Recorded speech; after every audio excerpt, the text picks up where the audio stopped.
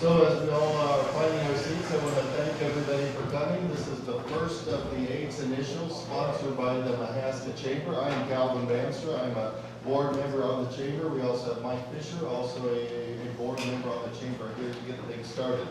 We want to thank Smoky Row, of course, for offering this venue for this event that we have here, as well as Midwest One for the coffee they provide, and then, of course, as you can hear me, the sound system provided by the George Daly. We are now going to have the American Legion, which starts in the Pledge of Allegiance.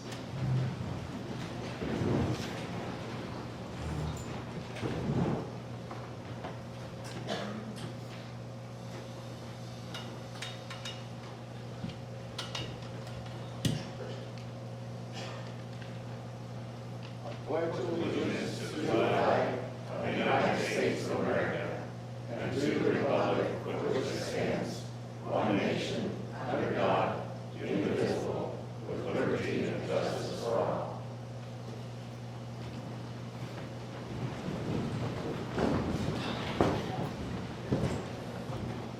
I think it was an old Congressman Tip O'Neill that said all politics is local. And this first one we're starting on is we're going to see our City of Oskaloosa officials and our Mahaska County officials. I'm going to turn it over to our moderator, Andy McGuire, with the George Daly Auditorium, who will lead us off and get us started. Hey, welcome, Amal. Thank you. So like Calvin said, my name is Andy McGuire. I'm the Executive Director of the George Daly Auditorium right here in Oskaloosa, Iowa. I'm very happy that you're here for the first Eggs and Issues of the season. This has been my favorite, top favorite. I guess I should put the auditorium events higher than Eggs and Issues, but this is one of my favorite events all the time. I'm going to give you a quick rundown before we introduce our panel here and how this goes. You have the opportunity to ask our panelists, our lovely panel up here, questions about what's going on for this event, questions about what's going on in the city and the county. And they're going to give us all the dirty, low-down information, deets, all the stuff.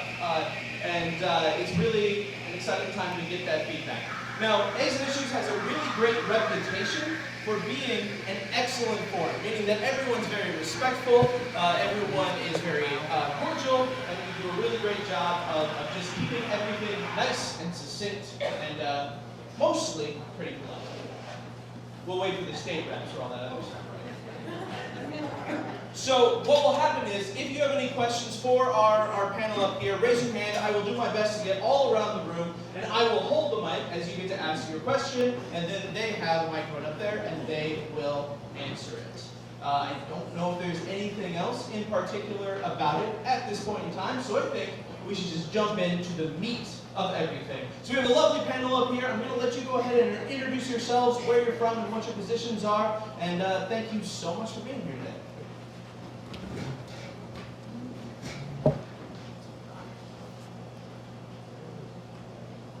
Microphone on? That was a test. Okay, Good job. thank you very much.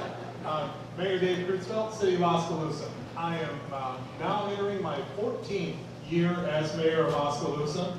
And so thank you very much for the privilege of being able to serve as long as I've been able to. And I can't do it by myself, people have to vote for me. And so thank you for everyone who has helped put me here. The year has been a good year as far as working on the comprehensive plan for the city of Oskaloosa. Some of the most strategic planning that could be done was done this year. And we had some just extraordinary leadership in getting that done. Over 100 people from the city of Oskaloosa and surrounding community were involved in that process. And they turned out just a fantastic product. We also have a few other developments going on. If you've driven our streets, you know that we've gone from a 4-lane to a 3-lane. And we're seeing some reduction in accidents and those sorts of things. And then just some economic development things that are going on that show a lot of promise for the city.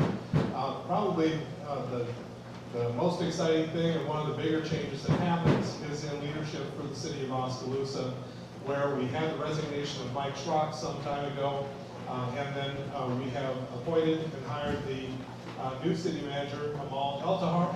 I'll let her take it from here. Good morning, everyone. I'm Amal Eltahir, new city manager. I'm excited to be here in the community. We have a great community, great partners, and I think we're just embarked on great strategic planning that is done with emphasis on partnerships, supporting and creating a good business environment. We want to be a welcoming, attractive community. Indeed, we're working on the basic infrastructure. I know it takes or it can change overnight, but I'm sure, I think we change direction. I'm excited here to have county being on the same team with the city and engaging more of the partners in the community, the entities, the organizations, and nonprofits, all working towards the same goal, improving conditions in this community and also looking for a brighter future. Excited to be here. Thank you. Good morning, everyone. Mark Groenendyk, County Board of Supervisors. So I'm in my 7th year. I want to thank Midwest One for the coffee this morning, Smoky Row, for the opportunity, and we have a meeting here. There's Oskaloosa Herald and Ken Olstead. If I'm missing anyone, those are the two I see right offhand. I know we have some other dignitaries here, so I appreciate you guys coming. It is interesting, I think we are changing a new culture, but at least we can communicate and talk and discuss issues amongst many different entities in our community. And I think Amal hit it right. It is very fun and interesting when you start talking together to realize what our common goals are, we can share together, what we have to do individually, yet we can be partners and see what we get done. So I know we got 2 major issues that was decided within the year. And I expect some questions on the airport and EMA 911. So hopefully we get step up so we can get that finished with, see what we're going to move on as communities, and make sure our public safety is sustainable and it's serving everyone with accountability and transparency. So I look forward to hearing from you. Again, thank you most of all for coming out. Steve Wanders, I'm Hess County Supervisor. I'm in my second 4-year term, just started it. I've been in the community my whole life, and we enjoy trying to make Mahaska County a better place to live, and we're looking forward to your questions and try to be transparent on our answers, what's going on in the community. Chuck Webb, I live north Oskaloosa. I'm going into the 3rd year. I filled Steve Parker's the end of his term when he passed away. The thing that I noticed the most is the working together with the city and the county now, which then all the pieces, the hospital and the business environment work together. We got a lot of exciting things going, probably more than what I can comprehend myself. So I need to continue to study myself, keep watching, we need your support. Thank you. All right. So, does anyone want to kick us off this season? Any questions to start? Right here in the back. So, if you could take the time to state your name, where you're from, and then what your question is. Thanks. Nick Ryan, I live in rural Oskaloosa. Thank you guys very much for being here. Especially I want to thank Amal. It's been really, really nice to see the shift in attitudes between some of the city folks and some of the county folks and see the cooperation that's happening. Great to have you here. My question is, with the loss on the city's part of the EMA case and then the airport case, what is the plan? Because I was in the city manager's office the other day and got to see that the airport is still part of the city plan. I'm wondering, what's the plan for that? How much money are you going to continue to spend to litigate that? And then do you plan to appeal the court's EMA decision? In regard to the airport, we are not in litigation right now. We changed approach and we are taking the approach of negotiating with property owners. That's the path we're taking right now. The airport is a good idea and it's in a long-term plan, and we do believe it's good for the community. It's part of creating that business environment and encouraging more investment in our community because our quality of life depends on that. We need more business, we need more investment. We're trying to create an environment for businesses outside the state even to look at Oskaloosa as a place to be and where to be. And we look at it as basic infrastructure. It's just like the streets, we invest in connectors and new streets and water capacity and wastewater capacity and gas capacity. All of this is to create an environment that is good and fertile for investment. Yeah, you also mentioned having to do with the EMA type of litigation. That's not something the city directly was involved in. That was the EMA board that was doing that. And as far as I'm concerned, we're in a position now where we have a consultant who is going to be giving us information, I would think probably within the next 2 to 3 weeks, as to what they think the best way of operating EMA and 911 operations are going forward. At this point, it's the city of Oskaloosa's intention to follow the recommendations of the consultant, but we do need to see what that recommendation is before we can really move on it. I would like to mention that the consultant's work is done in partnership with the county. The county is a partner in this review. Our goal is to make sure we have quality service, and also because we are fiscally responsible, we want to make sure we're doing it efficiently and effectively.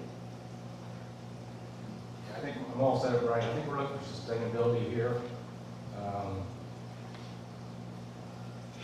I think political subdivisions need to probably get more involved. So we used to give the consultants come back with recommendations, and we'll make decisions from there. But Amal said it correctly. The city and the county are working with the consultant together, and so we are looking forward to the responses they have recommending here in a couple of weeks.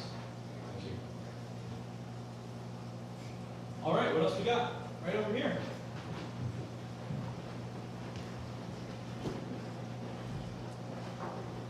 Next is Provenzano, and what is the status on the YMCA, and when is it possibly be in operation in the future?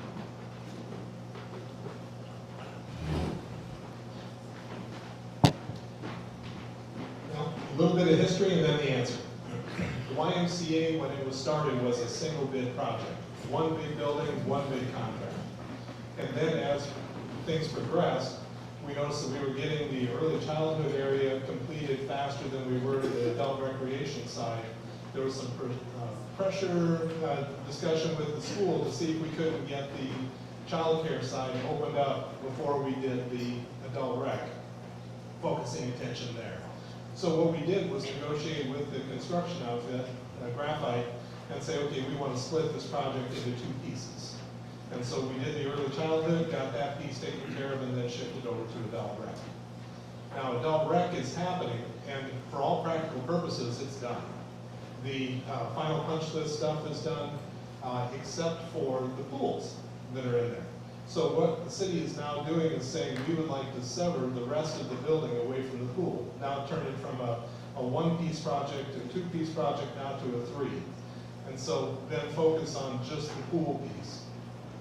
There's been some disagreement between the city and the construction outfit. Graphite saying the work we've done is just fine, and the city saying no, it's not. And so that has generated into a whole lot of discussion back and forth with lawyers. So as far as when the Y will be open, people able to go into it, that's still under consideration right now. But we are talking with the Y about being able to start moving equipment in and start utilizing the rest of the building if we can find a good way to protect people from going into the pool area. Safety is always your #1 concern on these things. And so that is in the process, but we believe that it's on a track where it could open reasonably soon, a few months. Okay. If you missed it when you were coming in, there is a fresh pot of coffee over. Any other questions? Yeah.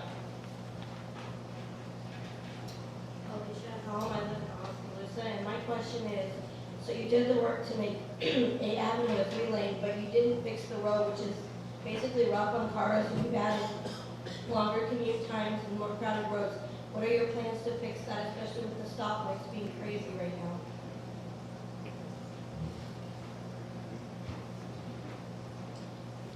The road is still state jurisdiction as far as conditions on it. But we do have a plan to program the intersections, and I'm afraid that's going to take traffic studies to make sure we have the right signage and the timing for the lights. It's going to take that.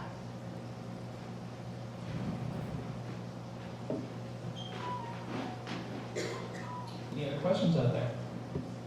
Andrew, if I can add a few comments here. I think the main goal, I guess one of the goals that we're hoping for is the county and the city cooperation here. We are working on the southeast connector. It's our goal to try and get eventually most or all the trucks diverted from downtown, hopefully to central Oskaloosa area. And so that, we're hoping to basically eliminate some of the traffic also going through town by the new construction, new roads that are planned, which should eliminate a lot of the car traffic in town so there's less trucks. So it's our goal. I know it's taken longer than I hoped for, with the certified site, southeast road, get trucks off 15th, get them out of downtown. We're hoping also as a county do the northeast, so which will help even more. I would like to say in that same projects, Marinette Miller Meeks last legislative session got us $850 grant. The city and the county. $850,000, sorry, I'm not sure what it said, but $850,000 grant that we're sharing to do the environmental, get all these studies done so we can build these roads.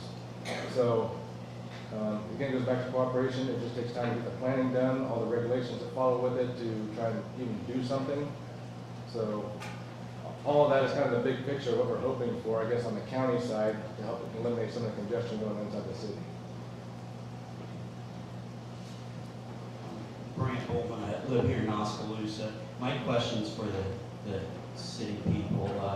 The Lighted Christmas Parade was an arts and culture event that brought thousands of people into town to spend money and to enjoy our community.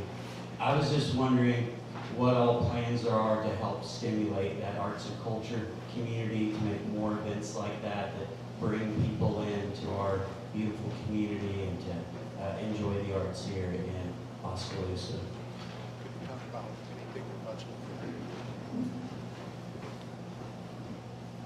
Promoting arts and culture is a priority in the strategic plan as part of our focus in creating an attractive place. We do have plans as far as improving the downtown, the facade project, and we invested in chambers programming to encourage those events and all support. We do have budgets to help with those events.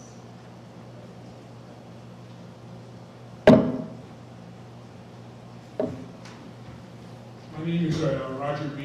and I live in Oskaloosa for the last 10 years. And in those 10 years, I've seen a lot of improvement. I'd just like to thank the city and everybody involved that has helped make Oskaloosa better. And I also saw in those past 10 years, there's one road, the south side, 7th, that you go on, it's right by the pool and right by the dog park, and back past the golf course.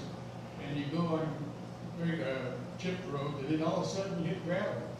And then you go in a little further and you hit pavement. I thought, what in the heck is this gravel doing in the middle of the city? So then I went and asked the city, and he said, well, we got a 30-year easement or something on it. And then so I went and asked the county, well, it's kind of in between the city and the county. So he said, you go talk to the city. Well, I just did. And so anyway, there wasn't a lot of cooperation. It was almost like the Democrats and the Republicans. You know, they didn't want to do what was best for the community. And so I'm glad to see or hear that there's going to be some communication and some working together, because I couldn't understand why that, you know, they seal coated it, and then they stopped. And I said, what? And then they went on a little further and seal coated a little bit further north. And so, is this on your newsletter, is that South 7th, is that the street that you're gonna take care of the gravel? We have a reconstruction project on South 7th, but I'm not sure that segment is included. Maybe it's included in that project, but Mark, if you want to talk about the meeting we had with the county engineers, we do have a plan to work together on a shared capital improvement program. We discussed the very road you're talking about. So, yeah, good morning, thank you for your question. About a week or 10 days ago, county engineer Andrew McGuire, Amal and myself, we met, as also with the city engineer, to discuss some of the projects that we need probably clean up around the community, and the city's new strategic plan for land use. Where's the traffic going to go? What's going to happen? And so I know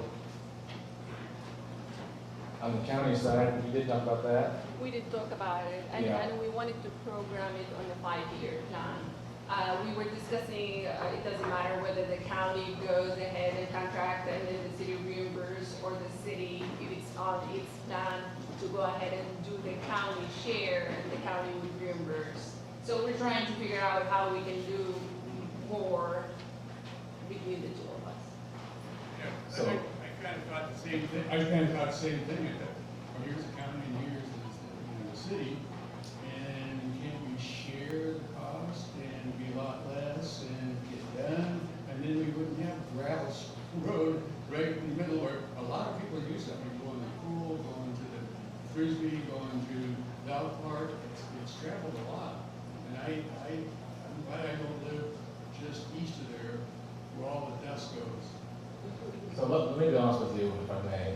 This has been a topic for quite a few years, it's actually as long as I've been a supervisor. And so, we talk about doing curb and gutter, the seal coat or pavement. Now we get into issues with the surrounding houses, about manipulating the hydrology, the water flow, and things like that. So, it's more than just pulling in the dozer, reshaping it, and paving it. We gotta figure out how to move the water, not interfere with someone else's basement, things like that. So, it's a good discussion, it is on the plan, and I will say, I seen Glenn here this morning, you asked 2 years ago about over in your area. I will say, the old 163 is in desperate repair, need of repair, and I think it is on the agenda for this year. And so we are looking at, with the plan, strategic planning, it's on the 5-year, it's on the outlook to do more work out in your area as well, Glenn. So you asked 2 years ago, I haven't forgotten yet. One time I took a yardstick, stuck it down all the gully, there's about a foot and a half, and I took it to the city and showed it. And I mean, so I'm glad that the city and the county are actually working together, and we're not actually You're doing what's best for the county and the city, so I appreciate it. You know, if just the proper time, we've had, let's just be honest, as a community, we've had some difficult legal issues to resolve.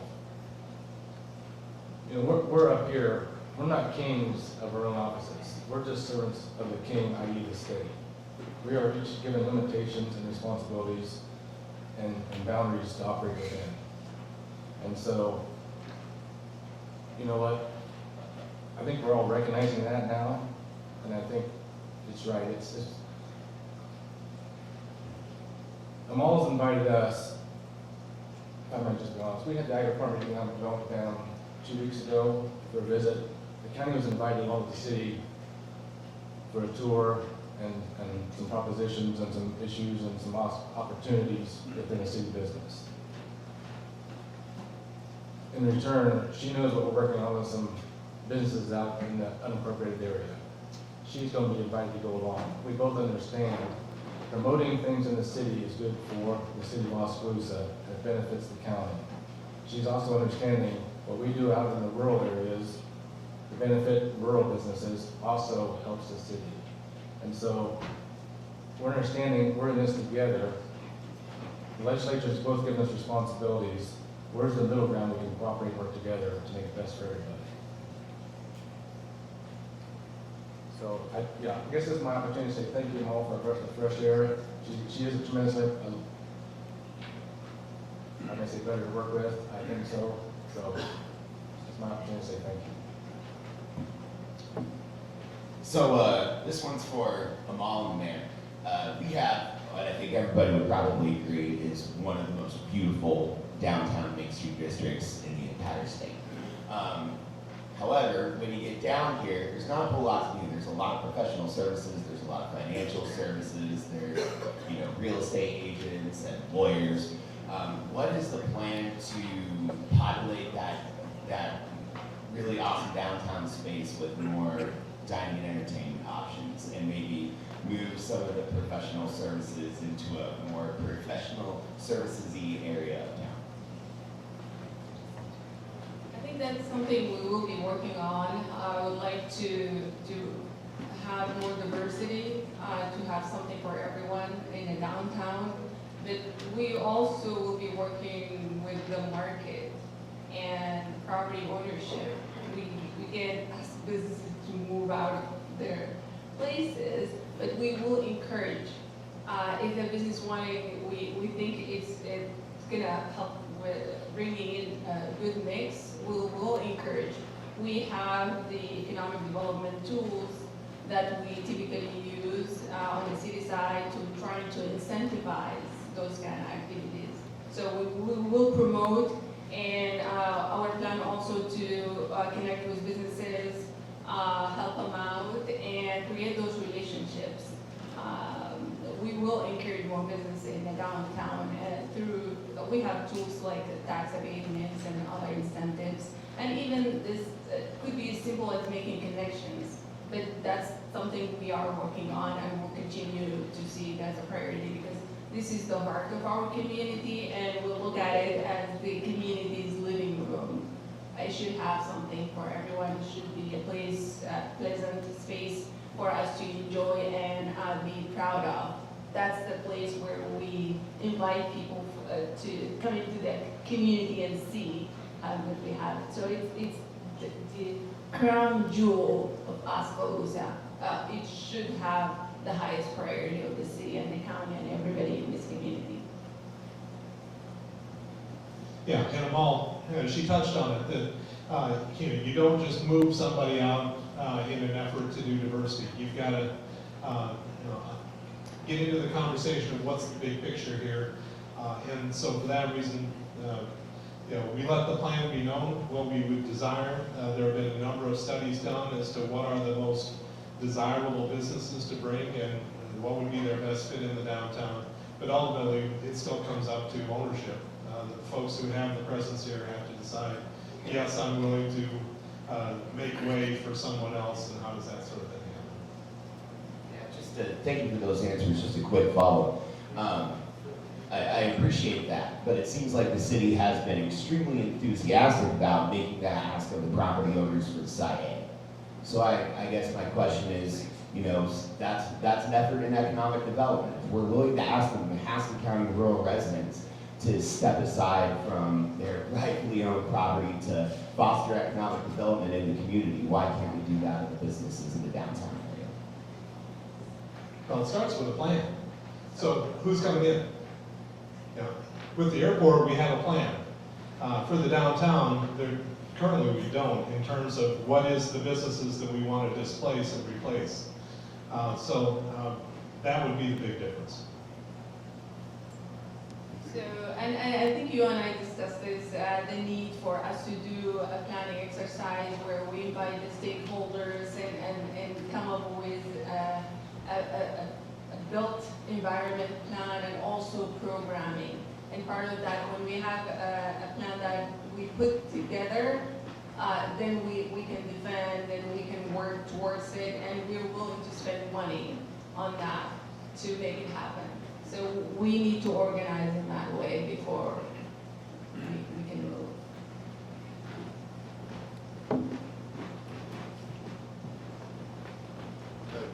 Vanstra. I'm from the city of Pella, and I always like to remind everybody that part of Pella is in Mahaska County. So, and to follow up on what Mark said, the city, Pella and Mahaska County cooperated very well in a road to get to the new Lely plant that is the national headquarters for making robots to milk cows. So that was an example of what Mark said about cooperation. But this is for the supervisors. I've heard bits and pieces about a very exciting project bringing fiber to every household in Mahaska County. I would like if you could give an update on that, and maybe each of you supervisors could tell what your personal thoughts are on the importance of that for our community.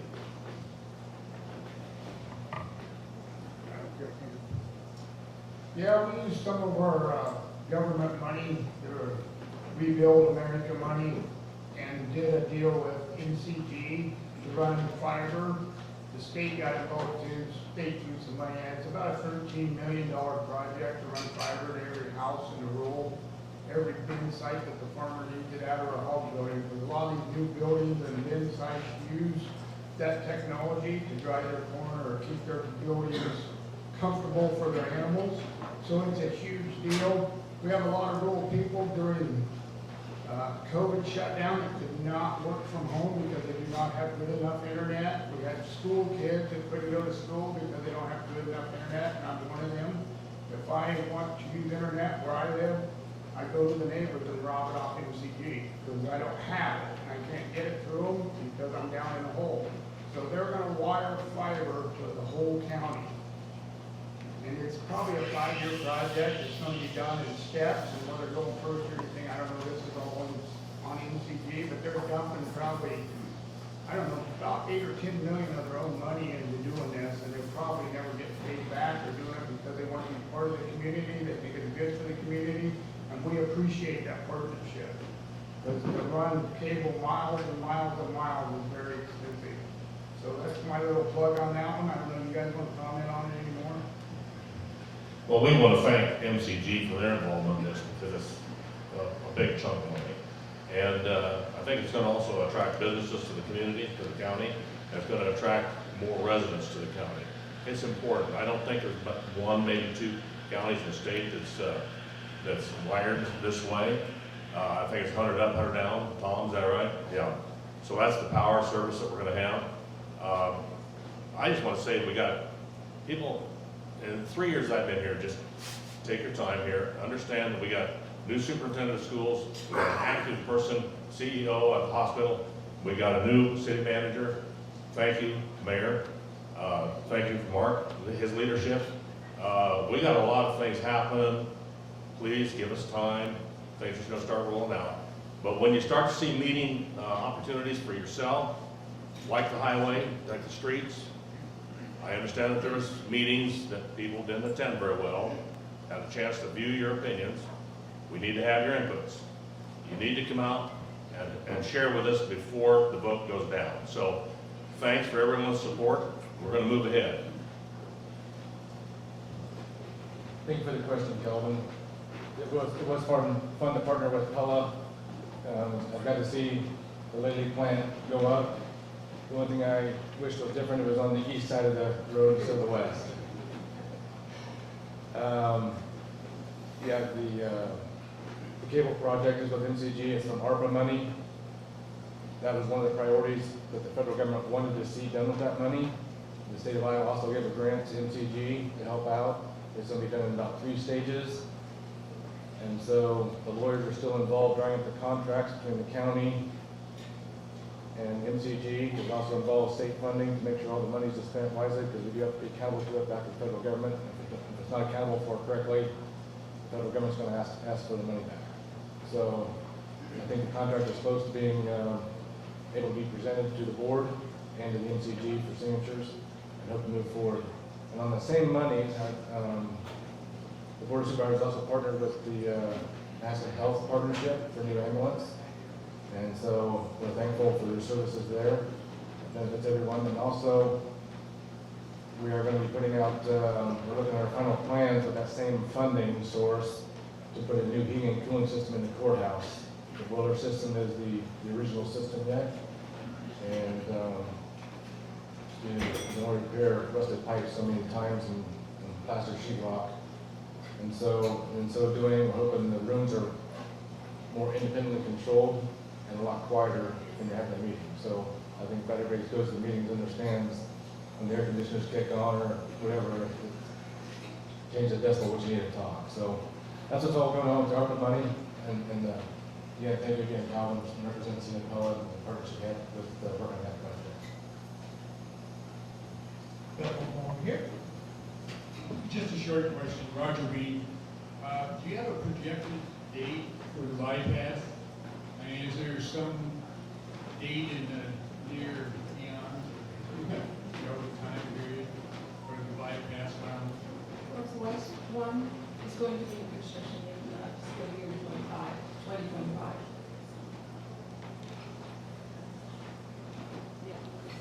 So on the southeast connector also, we're still working on certifying the sites from 23 over to 63.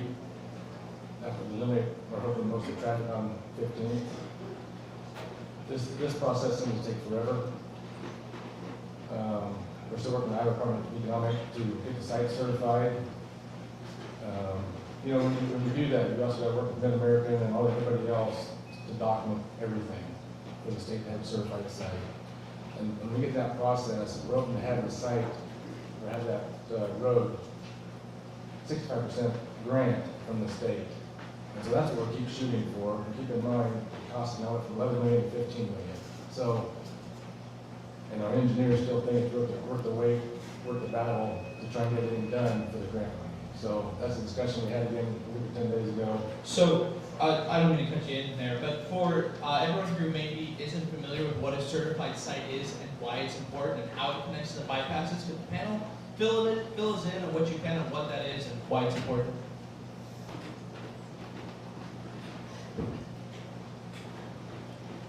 Certified site is basically the state saying to businesses, we've reviewed the location and we think it's good and it's ready to go for your investment. We checked everything, infrastructure, the water, electricity, gas, everything you need. We think it's a good location. So businesses all over the United States looking for locations, they look at certified sites. So all the states. So basically when we have certified sites, we're on the short list. We will be on the list for businesses to look into. And that's the process. And for the grant, just having a certified site will give us more money because the states will think at that time it's a viable location for government to invest in that location. It's good, we checked, it works, it will work, a community will support the business.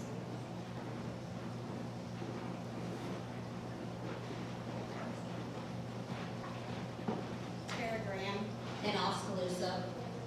For that, where you said site, so do the businesses around the sites get notified by that? Because I am one of the businesses for the south side, so I'm curious on it, as this is my first egg meeting. You're a property owner within the site? Yes, well, not within the site, but within around the site that you guys are wanting to go through. Notification, I think, yeah, the process, there've been numerous conversations and public meetings about that project. I just bought the property in 2019 and also one in 2017, and I have not had any notification except for nice outside people that have notified me about this. Didn't even know anything about it, even buying the property. So you missed that opportunity being part of the site? Well, it's not. I bought the old Van Works building, and so that is part of that area where they said that it may go through the bridge and everything, and haven't been notified or anything of any of this until this first meeting. So we're still in the study phase as far as the route. So the outcome of the study is supposed to tell us what is the route going to be, what is the best route, basically. So that's still under review. But I would like to also, like, is there gonna be like notification for like, I know because other times people don't say that they hear about meetings or anything. Are there letters and stuff that go out to around property owners? I know that there was some conflicting previously, that will there be more notifications of this to know that when meetings are coming up and to say that we want to vote for it or not vote for it? Will be more communications with the community, and part of the study, we have consultants working on the study. Part of that is a lot of conversations with stakeholders and focus groups. So it'll take, the study itself is going to take a year and a half. So it's going to be a long process. Any other questions? Over here.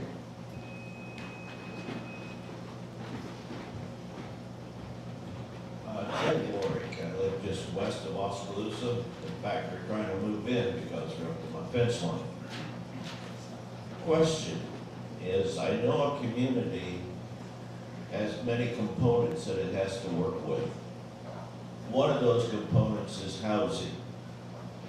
Now, my observation is there's a big housing project going on in Pelham. They're building all kinds up there. Knoxville has a big housing project that they're doing. Unless I've missed something, I don't see that occurring here outside just an occasional house here and there. What kind of plans do you have for the future of trying to improve the capacity for more people to live within the city limits or to live in Oskaloosa, as the other communities seem to be doing? I don't know how you want to respond to that, but this is, I think, kind of a concern. I know you've been working on housing for a long time. Any big plans in the future for doing anything? It's a priority. It's a strategic priority for us to work towards quality and quantity of housing. We know we have a shortage. We just did a housing needs assessment. Will be presented will be in front of council here in the first meeting in February. That study is supposed to tell us what's going on in the community and what exactly the demand in the community. So that looking at what we have in stock, condition of the stock and quantity, and also looking at the demand. The businesses in town, all of them talk about them needing housing for their recruitment, and we understand, we see it, there is a shortage in here. The plans are going to be policy, housing policy, city or county, how we encourage development. We understand we have a shortage in developers in here, housing developers and builders. Investment is the impediment for that. We're trying to work as assisting the housing development through infrastructure and tax abatements. We have programs that are supposed to be helping or in partnership with the developers. We're also on the city side pursuing a designation, that's a state designation, that is going to help us with state support. So when we apply for community to be designated as a distressed workforce housing community, that we have workforce, but we lack housing, there are state tax credits that developers can take advantage of. We will promote that, tell them, we will help you to get resources and more money from the state. The state basically lets the developer, if they want to develop housing, keep their sales tax and recoup 25% of their construction costs. Because of inflation, it's not making sense right now building housing, and we're trying to close that gap for developers. So through our policy, we will support, and currently we're having conversations in a leadership group about reaching out to developers outside the community around the Pella and the Super Rapids area. We did have numerous conversations with developers, trying to get a partner who will come in and invest in the community and will do our part. We'll help them with the tax credits. The city has a program. We have tax abatement. If they want to build housing, they can take advantage of that. And we wanted to show them the numbers. That's why we started with this study, the needs assessment. We're going to post those numbers out for everybody to see. We're trying to tell them that there is a market for housing here, and if you want to invest, we will support you, trying to encourage more development in our community.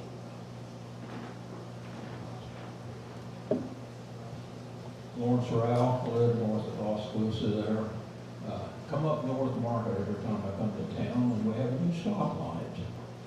Part of the time it's real good for those on C Avenue, and I appreciate they need to get across.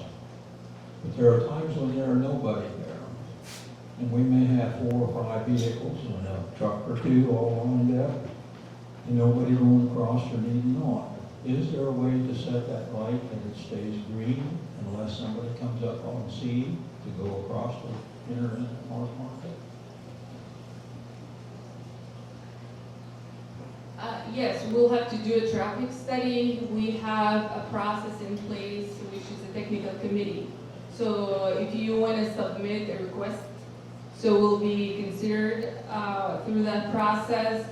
The assistant or senior city engineer will do the traffic study, and if the technical committee comes back with a recommendation, yes, it needs to be done, and it's going to be an improvement, the city will implement it right away.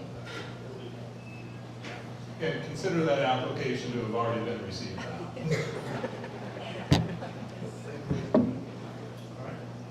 All right, I've been saving this up for a month, so it's moving go pretty slow. So I'm looking at, I understood that we're still behind, or Edmondson Park. I received a lot of questions about that. So it was all torn out, kids couldn't play there for a year. Where are we at with that? Second of all, the other one that I get a lot from folks is how do we even, this pigeonholes with the housing. Post office as an example, maybe Domino's isn't coming now. What are we doing as a city, honestly, to attract and to grow our community and not regulate?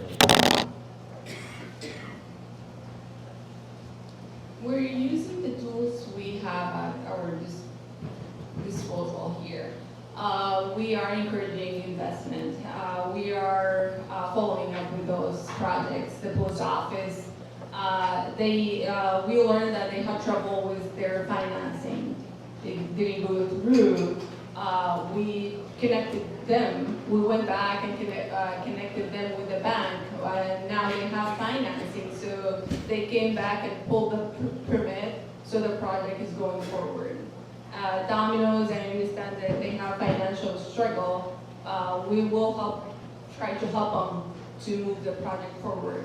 So those are the tools we can use, the tax abatement, and those are the available for government basically to do. Other than connecting them with resources and working with the incentive piece, that's I think all we can do. Okay, and so I understand, and I'm going to go right back to Edmondson and recreation within the city of Oskaloosa. So NCRF, their new director is Nick Rule, who is also watches out for William Penn. We have a hotel motel tax that helps to fund NCRF. If William Penn is pretty much starting to be the lead on that, should we think maybe about redirecting some of that hotel motel tax towards other items within the city for as parks or other recreation? We are looking into that tax, hotel, motel. We have plans right now. Still, it will be considered in the 2024 budget to build a culture and rec department. It's a proposal. It's going to be asking for support from hotel, motel tax. Edmondson Park project, we just put the order to purchase the equipment, and we will be bidding this summer. We'll be bidding the project. Part of the hold was the campaign money was a little bit short on the project budget. So it's going to be a 0.8 million project. And we are in the process of just starting that project. So we're going to be looking at it. We'll learn just between putting an order to purchase the equipment and getting, there's a lead time. I'm afraid it's going to be like 28 weeks before the equipment is received, and just the bidding process from there. So why was the equipment torn out ahead of time, and then there was no place for kids, or very few places for kids to enjoy parks? My understanding, there were safety issues with that old structure. Mayor, do you know any history? Yeah, you've got it right along. What had happened with that was it was becoming more and more of a maintenance challenge to the degree it degenerated to being what we consider to be unsafe for kids to play on. So the recommendation the council received and accepted was to remove it before we found ourselves in a legal situation. All right, we got another question back over here. Hi, my name is Sarah Hall. I also live in Oskaloosa. I wanted to support Mr. Roger Dean's comments regarding the super fun gravel road and also the comments previously made about 8th Avenue. When I leave my home, I'm currently forced to choose between a gravel road, which I live in city and purposefully was hoping to avoid gravel roads, or other poor road conditions on 21st Avenue and Luminary Lane. So the state of the roads is something that I'm very concerned about. It's also not particularly inspiring to hear how long those have been problems and still remain unresolved. I've only been here for about a year, but I'm hoping that if the roads are part of the 5-year plan, they will actually be resolved, if they were an issue 5 years ago also. The other question I have regarding the 5-year plan that has been mentioned twice, once in regard to the roads and then also the MCG and fiber efforts. Are those part of the same 5-year plan? And does the 5-year plan start now, or did it start last year? What's the timeline on that?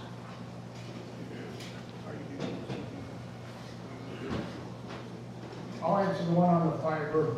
The plan for the fiber is what MCG set out, what they figure it's gonna take to do it.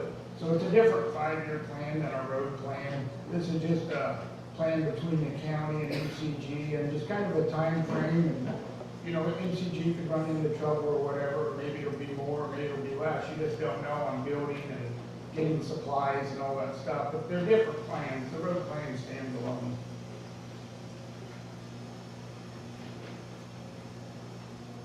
Did you answer your question, Sarah? I think. Okay. I just want to say, Luminary Lane, I think in our upcoming budget, it's under consideration for 2024. That's what was out on there.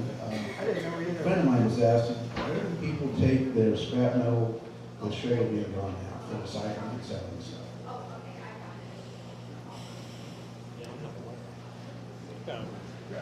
Where to go with scrap metal? So just a quick overview. I'm not sure I heard your all question, but if you had just small amounts. Well, I mean, like when I worked for the schools, we would take a huge amount of metal to like shredders for recycling and stuff and selling and stuff. Now, where do people take it now in Mahaska County? I just know the landfill will accept it. I do not believe you get paid for it, but the landfill does accept it as recyclables. Like brass or any, like, valuable was like brass and other stuff. I mean, tear it up in the landfill would not be a wise thing. No, I think it all goes to the recycle bin, if I understand it right. If I can check with Joe, the landfill manager. I guess the mayor and I both serve on the landfill commission, so, you know, a friend of mine always says, you know, you can judge a town by if you have a junkyard or you don't, it's successful or a thing. Because now with that not being here, it's like where, you know, we'll end up with people just like, be like more of a mess and stuff, or they can sell that, or they can recycle that, or how to dispose of that and stuff. So it's like we do for computer program at NCG, we able to recycle those and stuff, and periodically once a year and stuff, so. Yeah, I would recommend making a phone call down to the landfill and talking with Joe about it. Very likely he could broker something, so if it's a significant amount of scrap, that it can be picked up. But I think he would be very willing to mediation to make something happen. All right, and with that, that brings us to the end of our first eggs and issues. You didn't get to hear any of my lovely questions, which is probably best for everyone. So thank you all for being here. Before I turn this over to Mike Fisher to close us up, I'm going to ask our panel, are there any closing statements or any thank yous you want to give before we wrap up today?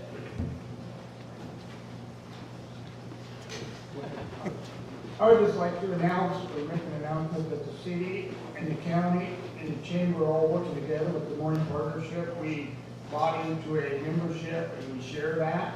And it gives us a lot of tools that we can use that we never had before. The Morning Partnership goes all over the United States to help market our certified site and different things. And like for our Christmas parade, they did a cell phone ping so we can tell exactly how many people were at the Christmas parade for the city and where they came from and where they went. So there's a lot of technology we never had before, but by joining the Design Partnership, we have it now. Is that data public? Yeah, I'm sure it is. It'd be interesting for the community to see that.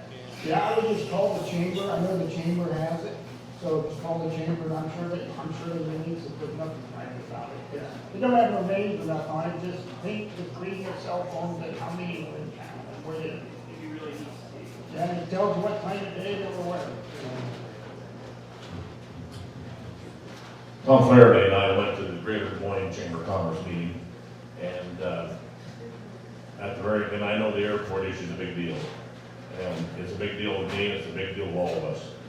But I know at the very end of that meeting, I asked them before I left, I said, so how big a deal would have been the airport for Oskaloosa?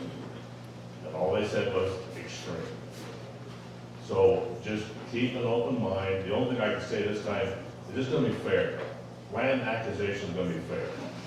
So that's a big change. Just keep your minds open. Don't close your mind to that. Thank you. Go ahead. I'll finish up. I just, again, want to thank everyone for coming out. There's a lot of stuff going on. It's difficult to talk about it in an hour.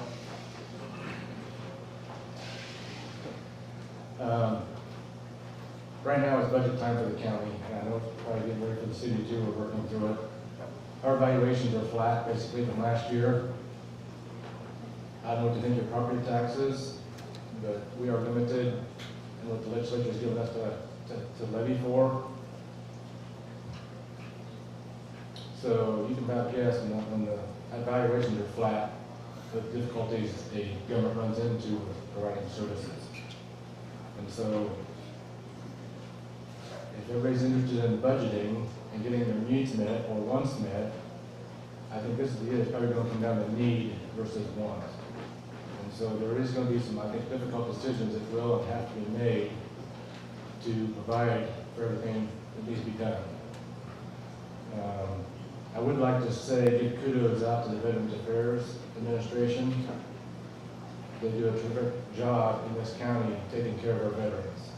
And I think that's very critical and very important. And so I thank the board for doing their work. Thank Groenendyk for taking care of.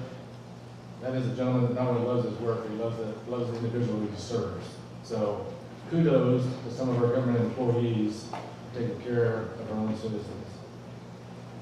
Some of the partnerships we haven't mentioned yet.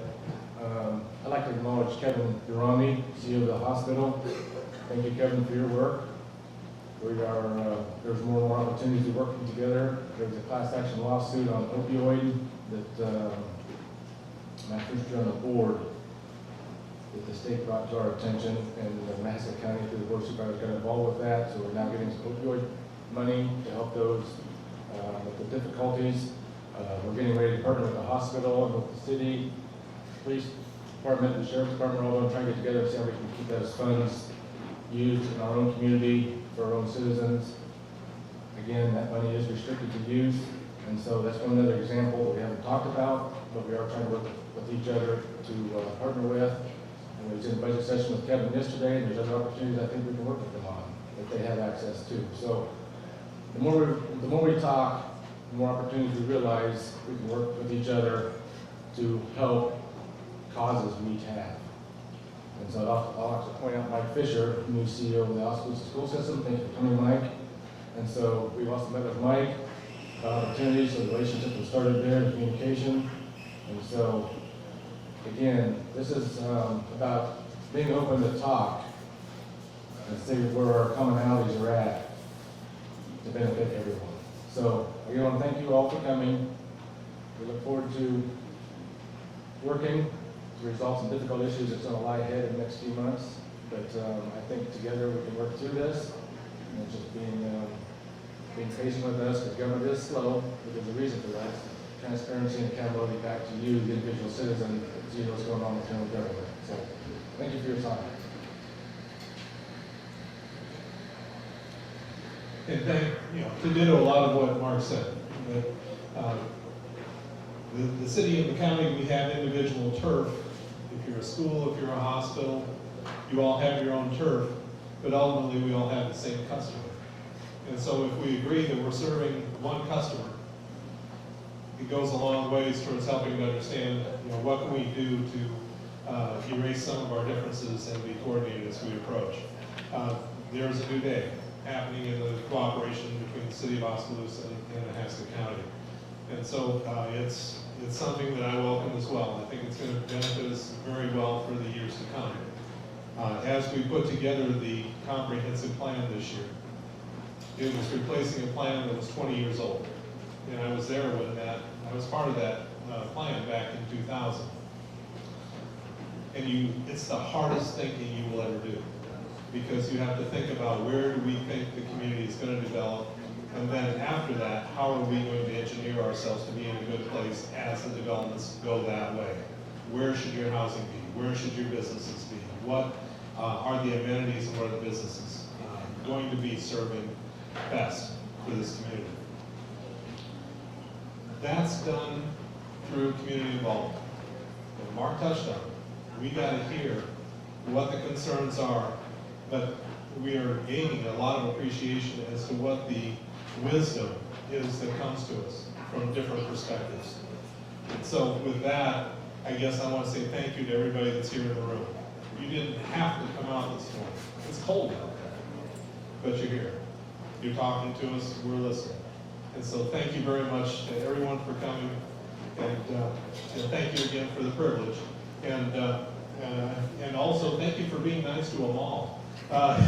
She comes to us from the city of Marion and has extensive experience in the Marion Cedar Rapids area. And so that goes a long ways as far as some of the difference in perspective that we're seeing now. So thank you again. Andy, back to you. Going to Mike. Oh, to Mike? I'm the new guy, so they threw me up here, so hopefully you guys don't judge my performance too much. But just again, on behalf of the chamber, I'm a chamber board member and also the superintendent of Oski Schools, just thank you. And again, I want to echo what they said. It's a big deal. Make your voice heard, be involved, be engaged, and also be informed. It's wonderful hearing the comments. These are not just off the top of my head comments. I'm making stuff up. You're asking really thoughtful questions that are deeply researched. We appreciate that. But just thank you to you. Thank you to our panel. Thank you to Smoky Row and to Midwest One Bank. Thank you to George Daly Auditorium, and we'll see you next time. Next time will be on January 28th. So not next week, but the week after. And I believe we're going to sit down with our state representatives. Thank you all so much. Have a lovely day. Go see Missoula Children's Theater tonight. I had to throw that in there about the airport.